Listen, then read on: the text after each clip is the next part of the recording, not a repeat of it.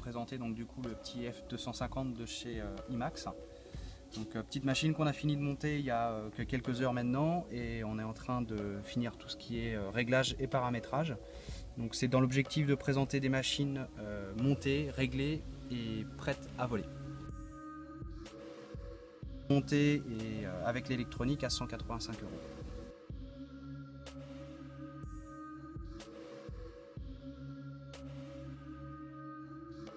Dans les 400 et quelques euros à peu près. C'est tout? Ouais. C'est un défi que vous êtes en train de faire. C'est ça.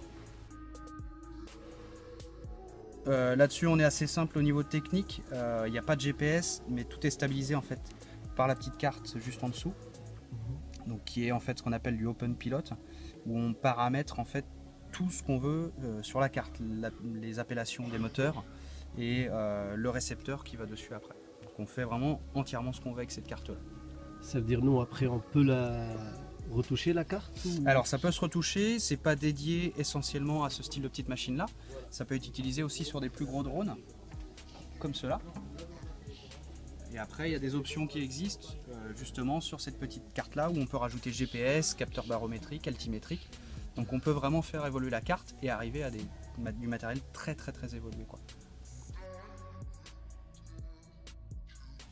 Parce que beaucoup de gens nous demandent en fait des machines à monter. Donc cette machine là est entièrement à monter et à paramétrer soi-même. Donc les gens aiment bien rajouter leurs petites touches perso, d'où l'intérêt de ces petites machines là. Et puis surtout très robuste, puisqu'on s'amuse en fait à mettre des vis nylon pour faire fusible, pour que ce soit en fait pas le bras qui casse, mais la petite vis qui est là. 3 € le sachet de 10 vis quoi. Bah, au lieu de perdre 20 € par bras, enfin les 4 bras, ouais. On en perdra que 3 €. Et ça peut se réparer sur place directement. On peut aller, avec les radios qu'on met dessus actuellement, on peut aller quasiment à 1 km de portée. Maintenant, vu la... vrais 1 km de portée. Vrai 1 km, même validé par le fournisseur, 1 km 5. Ok, donc, sans perdre le signal. Sans perdre de signal. Alors après, il faut qu'on soit dans les bonnes conditions de vol, pas de nuages, enfin, pas de perturbation au niveau du temps extérieur, quoi. Alors d'origine, il n'y aura pas de radiocommande, généralement on l'achète. Ça sera acheté séparément. Ouais. Comme c'est une électronique qui peut être paramétrée assez facilement, enfin assez rapidement, en gros on peut rajouter une radio à une centaine d'euros, une 6 voix suffit amplement. Il n'y a pas besoin d'avoir des grosses radios. Là on a mis en l'occurrence une Futaba, une T12FG, donc il y en a pour à peu près pour 1000 € de radio, mais c'est pas nécessaire pour ce genre de machine là. On peut se permettre de mettre des radios un peu plus entrée de gamme. Donc ce style de machine là, l'objectif c'est de proposer à une clientèle, on va dire, intermédiaire comme une clientèle confirmée. Et là on peut cibler plus de personnes, quoi.